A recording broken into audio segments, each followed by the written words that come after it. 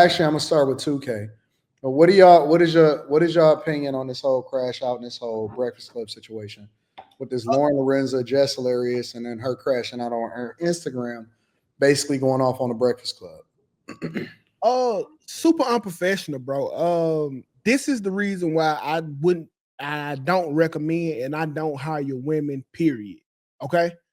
First of all, I have never seen a woman just leave quietly. Like, she tried to burn these folks' platform to the ground. Like, they wasn't here 13 years before her. Talking about, oh, I see what Angela Yee was going through. Like, no, shut up. Okay? And see, us as men, we understand. We got to compete for our job every day. It's somebody behind us trying to take our job. If you're a star quarterback and you get hurt and the backup is performing better than you, you know you're not coming back to a job. And for some reason, women can't understand that this is how it works in the workplace. How you gonna be crying and going off on this professional woman and acting like a hood rat? And it just pissed me off, bro, because she was taking advantage of Lauren. Lauren trying to be professional. She being ghetto, trying to force these folks' hand, and I hated it, bro. I really did hate it.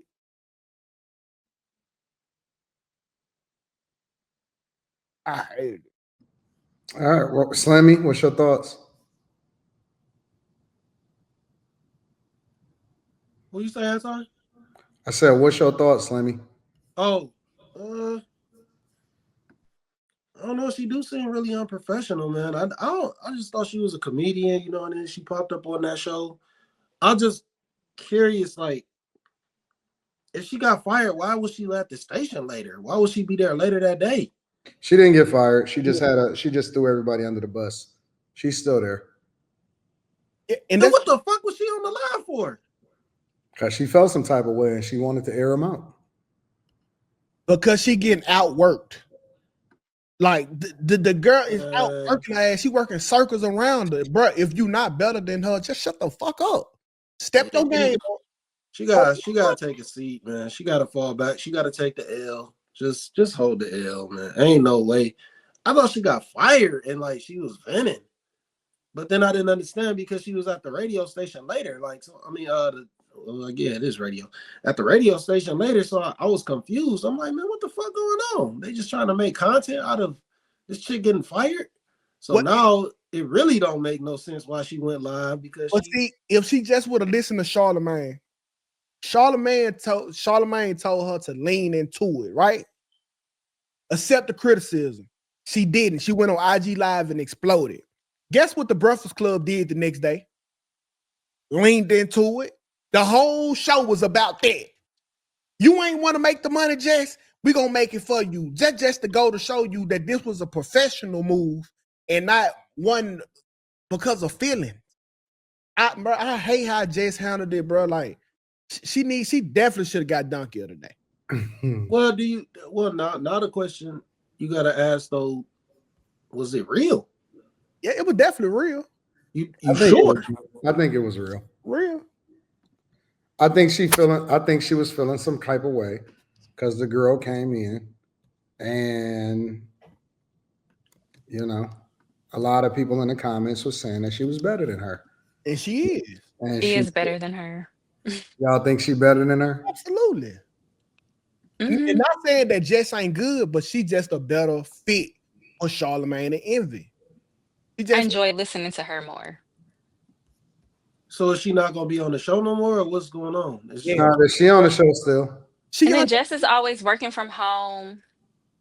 The other girl is there. It's too many accommodations. You just came off of, like, you got pregnant, then you had to do maternity leave. You need all these accommodations. And then somebody steps in to fill your spot and they're better than you. You just kind of got to accept it. And she's better than you. That's her industry she's been in. Either adapt, work on yourself to get better, or accept that she's better. Okay, so Molly, if let's say your husband, right? Let's say you got sick for a while, and he brought in the maid to do your job, and find out that she was better than you all the way around. Can you move me away from Molly while he talks about her husband? And no, that is just unrealistic. Do you know how many women still operate and do their day-to-day when they're sick? Now, cowgirl, I mean, like, let me for real. Is it that? This is different between journalism and conveying the news to a broad audience. Journalism and gossip. This is a high-profile radio station. Mhm. Don't even try to use that allegory. Let me get Mika in here. Mika, what are your thoughts on this? Jess Hilarious just got upset for the sheer fact that she did get out work. But the problem with Jess Hilarious is she just lives off her name. She thinks because she has a name that she has to do nothing else. Like one thing that Angela Yee did was research. Angela Yee was dry. Angela Yee may not have put in much input, but she would research. Loren researches. Loren tries. She may not know the topics or things like that, but she'll go and look it up. And in that industry, work ethic will outbeat talent every day. Jess Hilarious is talented, but it's not enough. Is she? Yes. She's not. I'm not saying she's the funniest. What I'm saying is she's talented. She's been able to make a name for herself. She's been able to make a wave, attach people. That's a talent. Okay, that's a talent.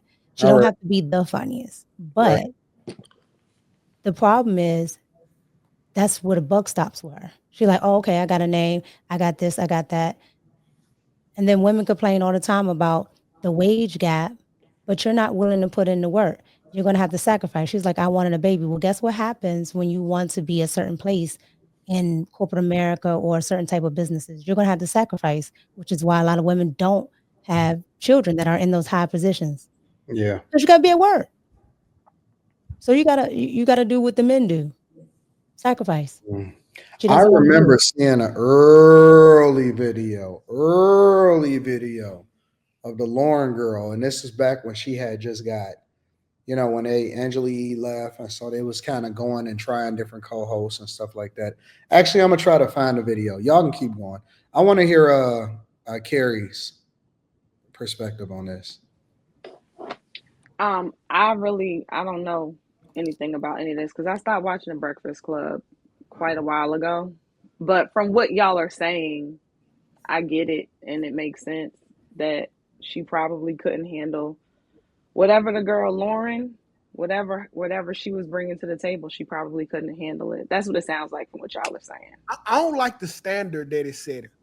I don't want women all over the world to think that they can cry about losing the position that they are no longer maintaining or earning at that moment and think that it's okay. Like I thought we just got rid of DEI.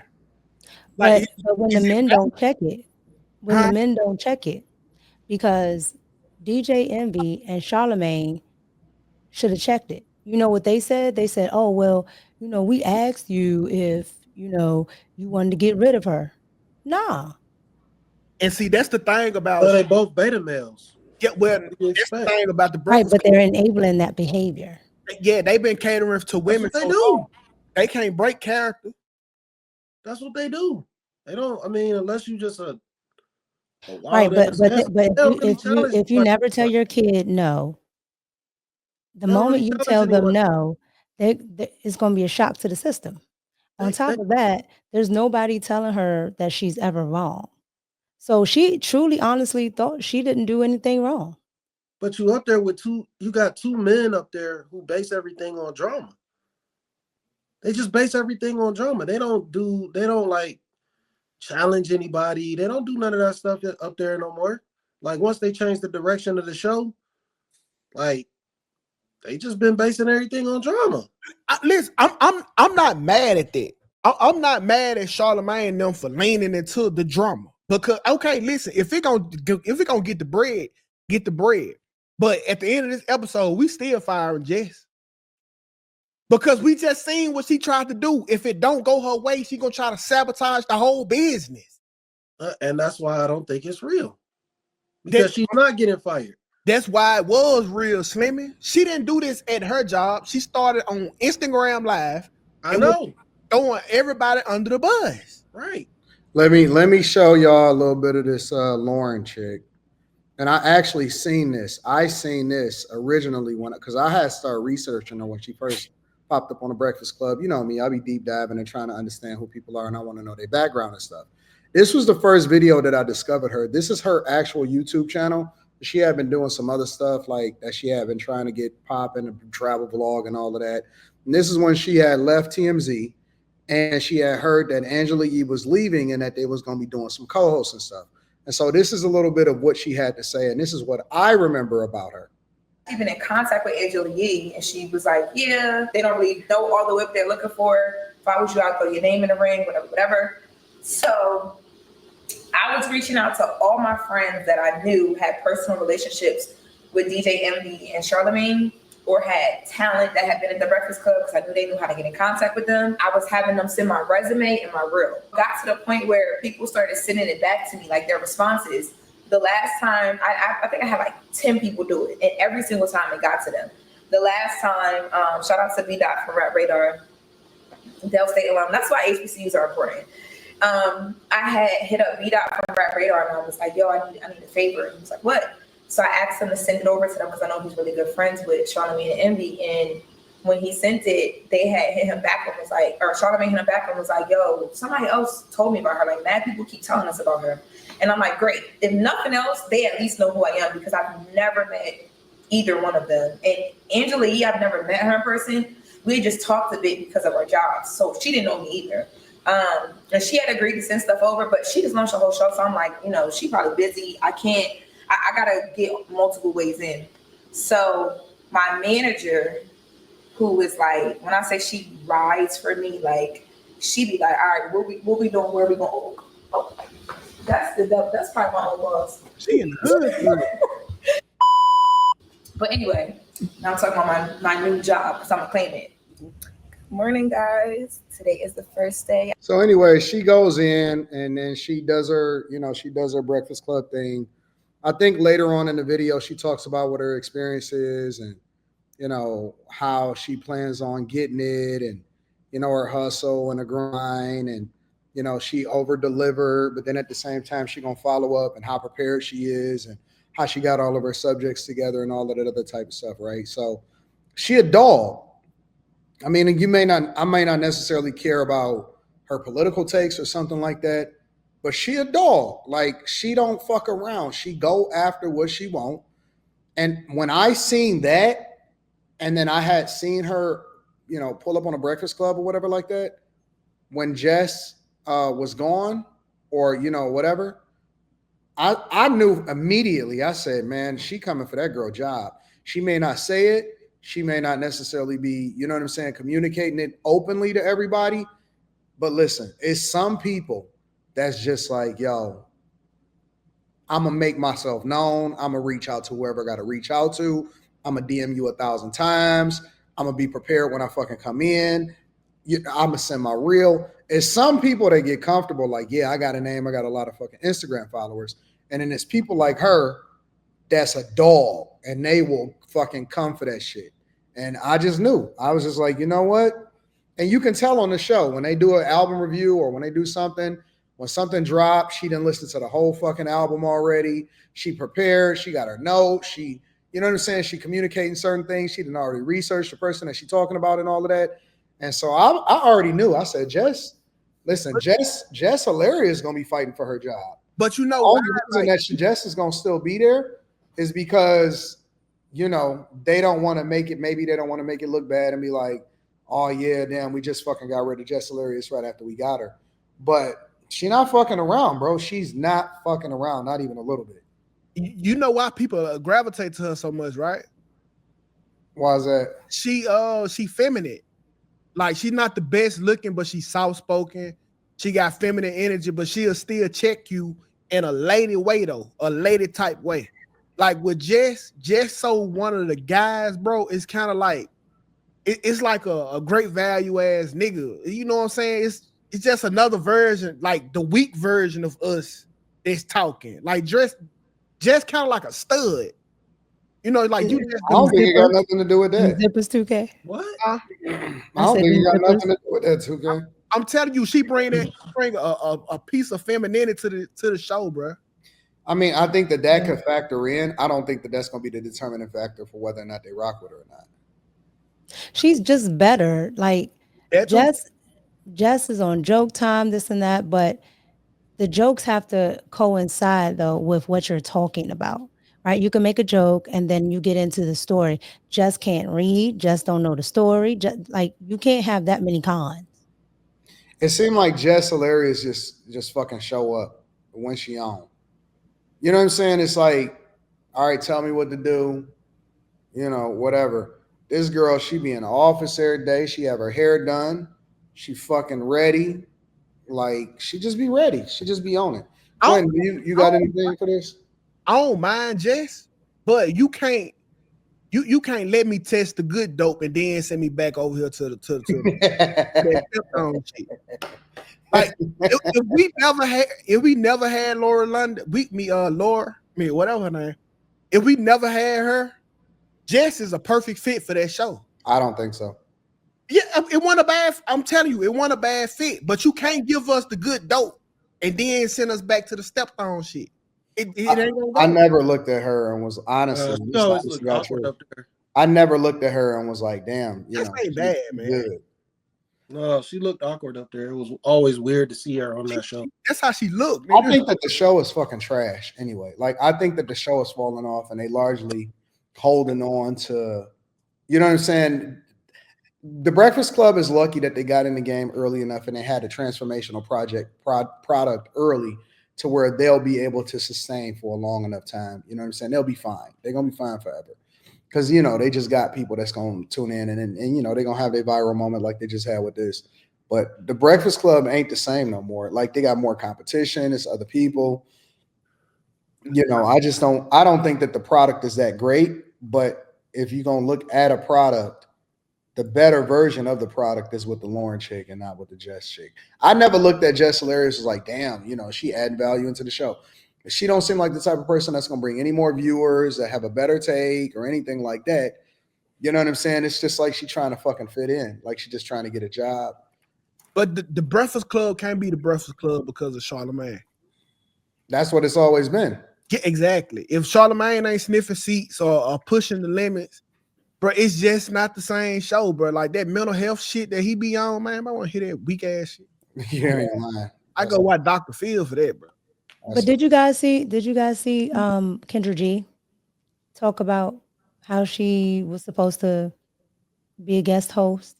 No, I didn't see it. What did she say? So apparently before Jess Hilarious got there, Kendra G said that the company told her that she was going to do it. And then she got there and Jess Hilarious was there. So she tried out or nothing? Huh? She never tried out? No. Kendra G got that like monotone voice. I don't know what the fuck that is. But because she worked for the same company out there in Chicago. But see, listen to the problem though. Kendra G seen Jess Hilarious there and didn't want to compete. That's some weak ass. And that was the reason why I brought it up. They're the same person. Listen, Anton might be a better man than me right now, but I never see this nigga at a job and they say, well, we got Anton interviewing and go home. And you see, he gonna have to step it up. But she did the same thing Jess Hilarious did. She said, I already work for this company. She's like, yeah, I work for this company. I gotta do what? No, I'm going to LA. I think that people know where they stand in the hierarchy a lot of times as far as work ethic. Like, I don't believe that anybody believes that they work harder than me. I don't believe that. I know that people know that when I come in a room, it's over. That's how you feel? 100%. You better hope I ain't in that motherfucker. 100%. And it don't matter if I'm in corporate America. It don't matter if I'm at a live show. It don't matter if it's a content creation. I know that when I come on a stage, when I jump on a panel, I know that shit is over. It's my show. Anton, it's going to be my show. It's going to be 100%. I'm going to take over. Listen, okay. And you be better sometimes. But not all the time, my nigga. Like, I'm going to tell you why I'll let you get over, though. Because first of all, I respect you and you've been putting the work in. and I know when my time come, I'm gonna want that same respect from whoever that's under me. So that's why, like, when you get to talking real long, I just be quiet. Anybody else? They got to shut up though. Like, I ain't man, shut up. I think that like it's funny because like I see people in the chat like, oh, Anton is mighty hot. I think that all men should feel that way about themselves. Like if whatever you do, whether you playing sports, you know, motherfucker, if you playing Monopoly, like you gotta believe, you gotta know that, you know what I'm saying? You gotta come in, and part of it is preparation, part of it is what you've done before you get there. A lot of it, I don't understand. Like, even when I see people in the chat sometimes and they be like, I can't believe they this Eric. It's like, nigga, you not?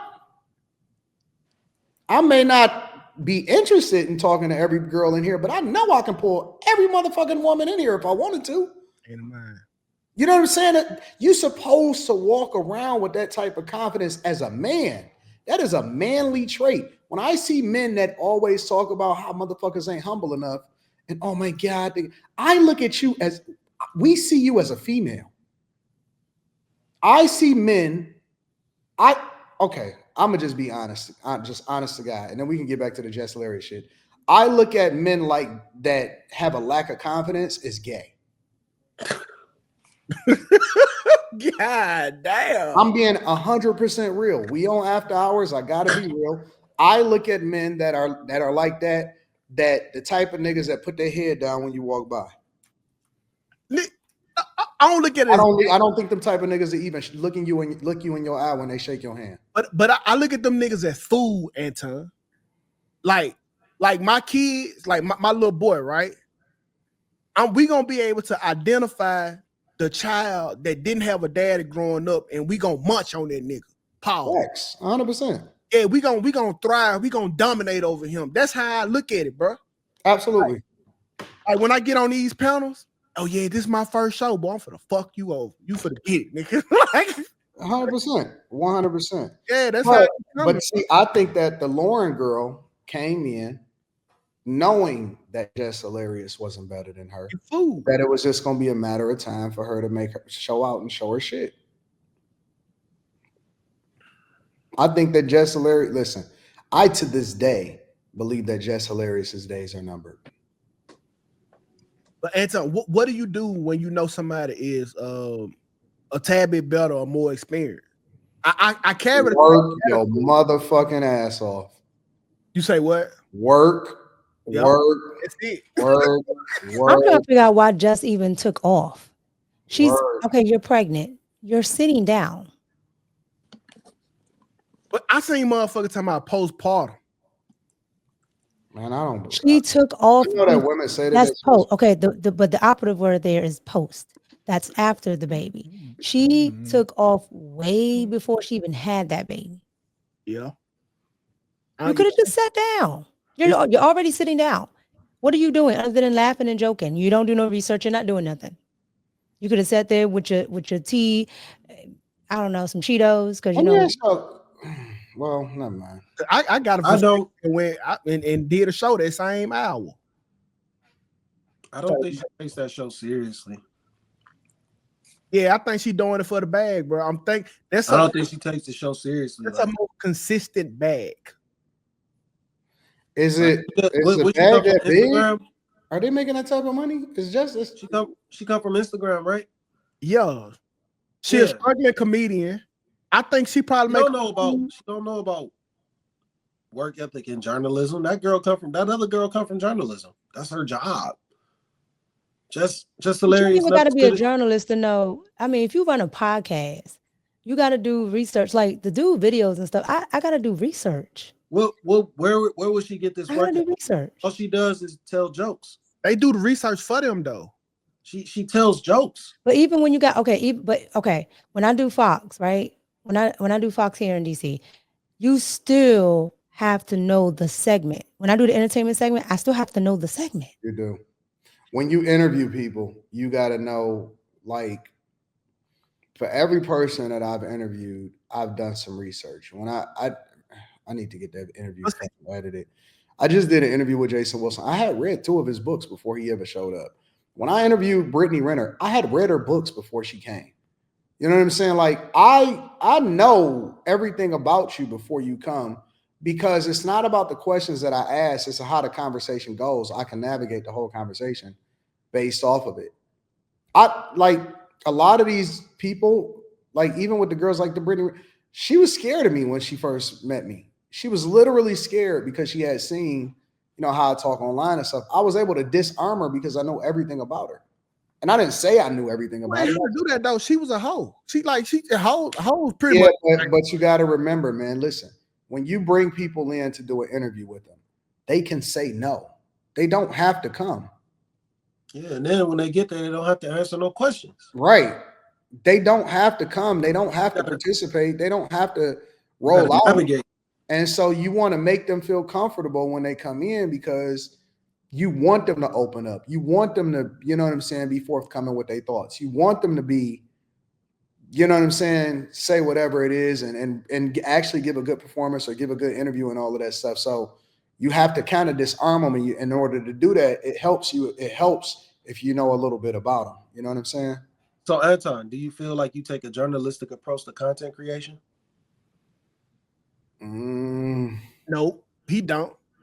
Anton, you use your natural knowledge more than he go off of research, and you can't tell me no different. I watch you a lot. He just said he researches people that he does interviews with. That's journalism. No, it ain't. That's research. What? That's research. His morning show is like journalism. It's journalism. What are you talking about? No, this not. I'm asking this question for a reason, because to put the content together, you still have to research it. Yeah, he knows about the topic, but you still have to look up what you're going to. But but the interviews that he does, the shows that he does, they're not based off drama. It's based off more factual things than anything. Yeah, you got to know, because you could play a clip, but you got to be able to expound on it. Like even if you look at the night segments or the primetime segments, the Jesse Waters, whether you're a Democrat or a liberal, a Democrat or a Republican, when they do their segments, they all play clips. And this is what Obama said the other day, and then it'll go off to a clip and it'll say whatever, and then they'll bring it back or whatever. You should see how it works actually behind the scenes, because when you interview with like Loren Ingram or any of those type of people, you got a quick second to make an impact. But sometimes it's not live. Sometimes they'll pre-record the show to do it. You know what I'm saying? To play it, because they may be on site or doing something else or whatever. And so they be modifying a lot of the stuff. Like you can see it and hear it in real time. And like I've listened to Loren Ingram say, should be talking like, you know what? No, that don't sound right. This clip is coming in. This is happening, but I thought we was doing it this way or whatever. You have to be knowledgeable about the thing that you're talking about when you're saying it, because it makes it flow easier. If you just see people just reading from a teleprompter, it's over. Yeah, it's trash. Yeah, it's over. You know what I'm saying? But if you could see people kind of talking and improvising, like during the show, it's literally a whole show. Like you never know. I might go off on somebody in the audience. I still don't think your greatest strength is how you come off the head. And it's not that you like this topic right here. You ain't did tons of research on it, but it's you just using your experiences in the similar fields and tying it together. It depends on the platform. Like for example, when politics season and I did like a special show, I would do like a Wednesday show or something like that, and I would speak extensively about certain things. And you kind of got to deep dive into the subject. These are a little bit different because these are kind of like family conversations. I got y'all to lean into. I know that Carrie gonna say some crazy shit. I know that people gonna hate Molly. I know Quentin is gonna crash out a little bit. You know what I'm saying? So there's other people that's in this that kind of carry the show. You know what I'm saying? Along with me. So I don't have to be as on it and as stickler as far as when the transitions is gonna come and nothing like that. I could just, you know what I'm saying, kind of just lean into other people as well as put together the framework. It's kind of like putting together the framework and letting the show flow how it flow. So, okay. Yeah, interesting. Anything else? Anybody else got anything to say about this? Yeah, I was just bringing up that journalistic approach because, like, I think that's why you see the other girl excelling and you see Jess not really. Nah, it's because the work ethic is different because the way they approach, because of the approach. You know what I'm saying? Like, Jess hilarious. She's a comedian. She come from Instagram, and you could tell the difference. That's just all it is. Like, when you approach things a certain way, and you approach and your approach is gonna be professional. That's a step that some people don't want to take. They don't want to be professional. Now, hold on. Now, Loren do got the trump card. Not to take off for Jess, but Loren got the trump card, bro. She worked for TMZ. So that means she got plugs to inside information that she can break on the show and that she has before. She can always reach back to her contacts. Hey, what you hearing about this? Okay, cool. She got the exclusive information that Jess just can't get. Only thing I That's think not just a problem. That's not just problem. Well, that is just problem. Just can't even read what's on the blogs. That's just problem. Only thing I think is wrong with a lot of them is that I think that they don't nurture themselves as much as they continue to come in and do a good job for the show. I think that they should put just as much effort into continuing to build their own platforms. I believe that one of the reasons Stephen A. Smith got the big $100 million contract that he got is because he was able to run up a million subscribers on his own outside of ESPN. It's connects too. No, I think it's because he was already in that thing. I believe that if I'm Loren, I'm not depending on the show for my visibility. I'm not depending on my show to continue to grow. I would also be nurturing my own platform just as much. I would be leveraging the visibility from the Breakfast Club to create. The Breakfast Club would just be the jump off for me. I would be so focused on creating my own platform and creating my own movement. That not only gives you a safety net, but it also gives you leverage and negotiation to say, listen, this is what I bring to the show. This is what I bring to the table. And look at all of the people that's fucking with me. When you got clout separate from what you do, it gives you leverage when you're negotiating or when people come to you and say, hey, this is what you want to do. I'll give you an example. A lot of journalists or a lot of people that jump on the news, they try to work their way up the same way that you work your way up in corporate America. When you have your own shit popping, it gives you leverage for negotiation. When people recruit you, they have to pay you what you ask for versus you hoping to get the promotion into a better salary. It's a whole nother game. Because you got to come with your A game to pay for me. You got to pay a bag. Same thing that happened with Shannon Sharpe. Shannon Sharpe, one of the things that he negotiated when he was leaving Fox, I'm taking Club Shay Shay with me. Yeah. Shannon Sharpe was working on Club Shay Shay the entire time that he was on Fox Sports. The whole time he was putting together Club Shay Shay. He never stopped working that shit. But don't think that ESPN didn't benefit from it. Because but ESPN had to pay him though. Yeah, he had to pay him for it. Absolutely. He had leverage. Absolutely. He had leverage. He wasn't desperate. So that's literally a win-win. 100%. It's no way you can lose by continuing to raise your visibility in your stock, because then you add more value and people got to pay you for that. Every time. Always be working on your own stuff and building yourself so that you can also add value, and then it comes with a bag, because anybody that recruits you, they're going to say, damn, he fucking popping. We got to pay him the bag.